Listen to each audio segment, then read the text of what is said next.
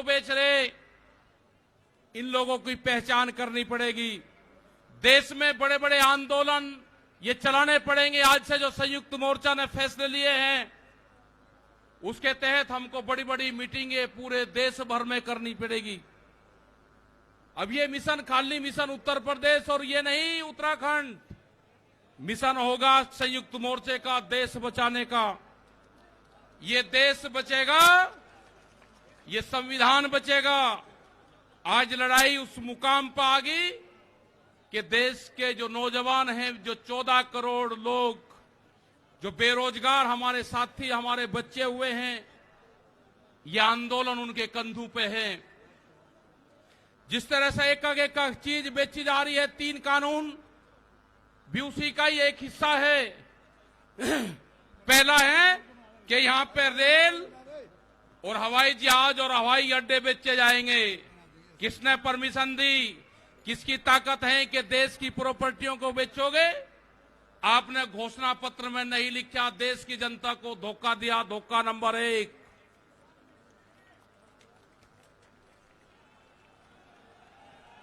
धोखा नंबर 2,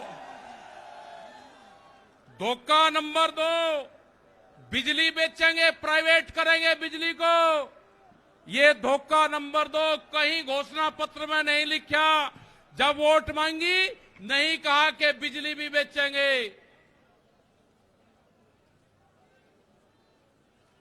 ये सड़क बेचेंगे, पूरी सड़कों पर टैक्स लगेगा और एनएच के आसपास 500 मीटर तक अपनी कोई चाय की दुकान और गुमटी भी नहीं लगा सकता।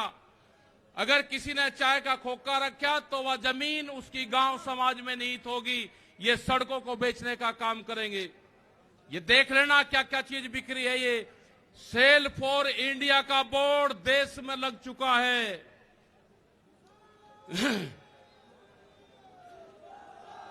ये है एलआईसी, जो बड़ी कंपनी देश की, बैंक, ये सब बिखरे हैं।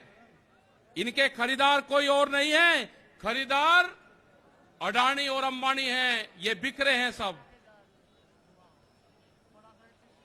एफसीआई की जमीन, जहां पे हमारा भंडारण होता था, वे पूरी जमीन, पूरे गोदाम अडानी को दे दिए गए हैं।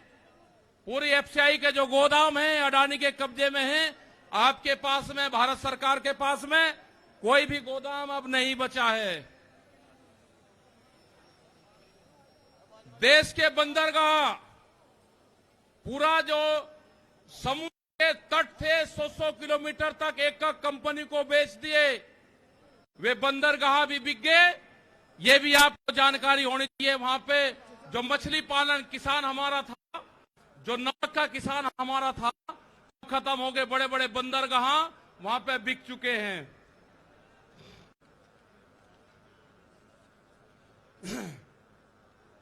ये जल को बेच रहे हैं। जल का पूर्ण रूप से प्राइवेट कंपनियों को नदियां बेची जा रही है।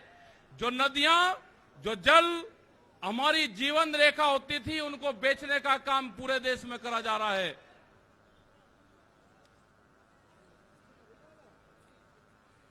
ये इंडिया ऑनलाइन सेल, मतलब कोई भी कीमत किसी भी चीज की लगा सकता है। भारत बिकाऊ है। ये भारत सरकार की पॉलिसी है। अब खतरे में कौन कौन है? ओएनजीसी, बीपीसीएल, इस्पात, शिक्षा, प्राइवेट जो चिकित्सा हो रही है, और देश के संविधान भी खतरे में है। जो बाबा भीमराव अंबेडकर का संविधान था, वो भीड़ में बता जा रहा है। हम उसको भी बता रहे हैं कि बाबा भीमराव अंबेडकर का संविधान भी खतरे में है, उसको भी बचाना है। और ये खेती किसानी, जिससे ये आंदोलन शुरू हुआ, ये खेती और किसानी भी बिक्री के कगार पे है। हमारी समझ में जब आया, जब देश की खेती बिकने के कगार पाई, जब ही आंदोलन शुरू हुआ। उसके 3 कानून 9 महीने से किसान आंदोलन है, वो करने को तैयार नहीं है। आज हालात यह है कि आपका 10 साल पुराना, वे आगे के 10 साल पुराना ट्रैक्टर नहीं चलेगा, वो भी इसी में आता है। आपको बैंक में कर्जा आप दुगना ले लो, आपको बैंक दुगना कर्जा दे देगा। आपको बैंक कहेगा कि गोल्डन कार्ड बना दिया, आप कर्जा ले लो, फसलों के भाव नहीं आपको देंगे। हम जिस जमीन पर आए हैं, ये जमीन उत्तर प्रदेश की जमीन, और जहां पे मुजफ्फरनगर का जो क्षेत्र है, ये गन्ने की बेल्ट है पूरी। क्या इन लोगों ने ये नहीं कहा कि जब अगर हमारी सरकार आएगी तो हम 450 रुपए गन्ने का भाव देंगे? ये कोई भाव देने को तैयार नहीं है। यहां पे सरकारें पहले भी आई जिन्होंने 80 रुपया रेट बढ़ाया, दूसरे वाली सरकार आई 50 रुपए रेट बढ़ाया। क्या योगी सरकार उन दोनों से कमजोर है? 1 रुपया रेट नहीं बढ़ाया। हमारा 12,000 करोड़ रुपया से ज्यादा आज शुगर फैक्ट्री पे सरकार पे बकाया है। अगर हम मांगते हैं तो कहते हैं जी ये राजनीति कर रहे हैं। अगर ये मुद्दे उठाने राजनीति है तो ये मुद्दे यहां के लोग उठाते रहेंगे। हमें बहुत तरह के एलिगेशन लगाए गए। हम 9 महीने से वहां पे हैं, आप लोगों के बीच से वहां पे गए। आप बहुत जिम्मेदारी के साथ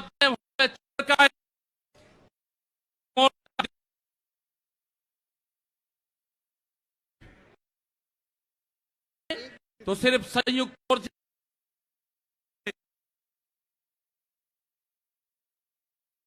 जमीन पर पैर नहीं रखेंगे भैया। यहाँ पे मुजफ्फरनगर की जमीन पे हम पैर नहीं रखेंगे। हम गाड़ी से यहां से वापसी जाएंगे। जब ये आंदोलन फतेह होगा, इस किसान और देश के जवान की जीत होगी, जब ही हम यहां पाएंगे। अत्याचार बहुत है। यहां पे पुलिस फोर्स के लोग भी होंगे।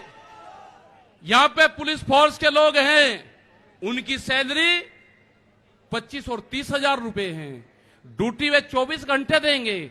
मास्टर जो प्राइमरी का टीचर है, उससे आधी सैलरी उनकी होगी। वे आवाज नहीं उठा सकते, उनकी आवाज को दबाया जाता है। उनका जो क्वार्टर है वो 500-600 फीट में है। उनके क्वार्टर बड़े बड़े, उनकी सैलरी भी टीचर के बराबर उनकी सैलरी हो। वे ड्यूटी देते हैं 24 घंटे। जितने भी सरकारी कर्मचारी हैं, उनकी पेंशन खत्म करोगे। एमपी एमएलए की पेंशन लोगे 2-2, 3-3। कर्मचारियों की पेंशन खत्म करोगे। आप देश में प्राइवेटाइजेशन करोगे तो रोजगार खत्म होंगे। हमारी समझ में एक बात नहीं आई, जो बड़ी बड़ी कंपनी 67,000 और 1 लाख करोड़ रुपया सरकार का लेकर भाग जाती है, उन्हीं को ही फिर बड़े बड़े संस्थाएं बेच रहे हैं। वो पैसा कहां जा रहा है? अगर पूरे हमारे संस्थाओं के रेलवे बिक्री है, रेल के 4.5 लाख कर्मचारी बेरोजगार होंगे। मैंने जो सफाई कर्मचारी है उनसे बातचीत करी, रेलवे के या किसी भी नगर पालिका के हों, 5 और 6 हजार रुपए में वे सफाई कर्मचारी बार्मिक समाज के लोग नौकरी करेंगे। यहां पे अगर ठेका पड़ता होगी तो रोजगार जाएंगे। अगर प्राइवेट कंपनी के हाथ में ये कंपनी आ जाएगी, जिस तरह से रेलवे गई, 4.5 लाख कर्मचारी बेरोजगार होंगे। जो रेहड़ी पटरी के लोग अपना रोजगार चलाते थे, वे 4.5 करोड़ लोग हैं, वे बेरोजगार होंगे। बड़ी बड़ी एमेजॉन जैसी कंपनी आ रही है जो इस देश में व्यापार करेंगी, इस देश में मॉल खुलेंगे। वे हमारे मजदूर भाई कहां जाएंगे? ये उनकी भी लड़ाई है। ये लड़ाई जितनी भी संस्थाएं बिक्री है उसकी लड़ाई है। और आपने आगे की और हम बात बता देना चाहते हैं, ये लड़ाई शुरू हुई 3 काले कानून से। ये लड़ाई शुरू हुई एमएसपी पे गारंटी कानून से। हमने एक ही जिले का एक डाटा भारत सरकार को दिया, यहां उत्तर प्रदेश के अधिकारियों को दिया, यहां के मुख्यमंत्री को दिया। रामपुर जिले में जो मंसूरी धान की खरीद होती है वो बिहार में पैदा होता है, उसको बेच रहा है यहां पे। वो पंजाब जाता है, हरियाणा जाता है। बड़े व्यापारी का धान फसलें एमएसपी पे बिकती है, किसान की 10 से और 15% बिकती है। यह आपको समझना होगा। पूर्ण रूप से फसलों के दाम नहीं तो वोट नहीं, ये नारा लगाना पड़ेगा। फसलों के दाम नहीं तो वोट नहीं, जब तक इस सरकारों को वोट की चोट नहीं दोगे, ये दोनों बाहरी लोग हैं, इनको यहां से जाना होगा। अमित शाह, मोदी और योगी ये चुनाव जीत का है, ये उत्तराखंड से चुनाव जीत के प्रधानमंत्री बने, कोई ऐतराज नहीं। उत्तर प्रदेश की जमीन से जीत के गुजरात में गुंडागर्दी के दम पे आना हो, वहां पे पुलिस स्टेट है, वहां पे जीत के देश का प्रधानमंत्री बने, कोई ऐतराज नहीं है। लेकिन उत्तर प्रदेश की जमीन पे ये दंगा करवाने वाले लोग हैं, इनको यहां पे बर्दाश्त यहां की जनता नहीं करेगी।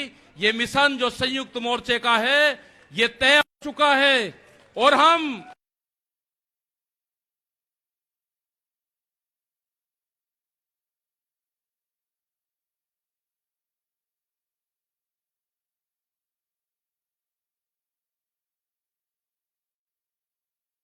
मोर्चा नहीं छोड़ देंगे।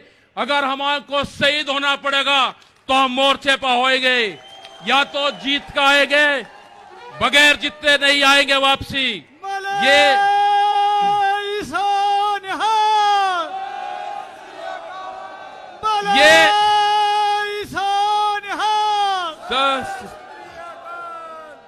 इस तरह की अगर सरकारें देश में होंगी तो ये दंगे करवाने का काम करेगी। पहले भी नारे लगते थे जब टिकैत साहब थे, अल्लाहू अकबर,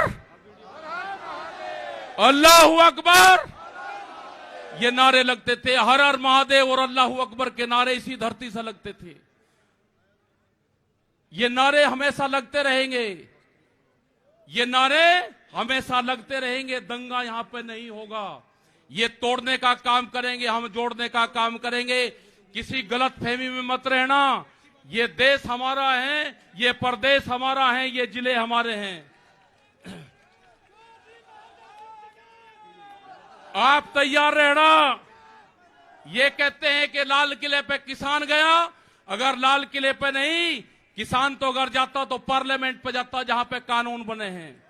लाल किले पे धोखे से लेके गए हैं आप हमको, हमारे लोग नहीं गए, धोखे से लेकर आप लोग गए हैं। क्या कोई देश की एजेंसी है कि जो उसको जांच कर दे?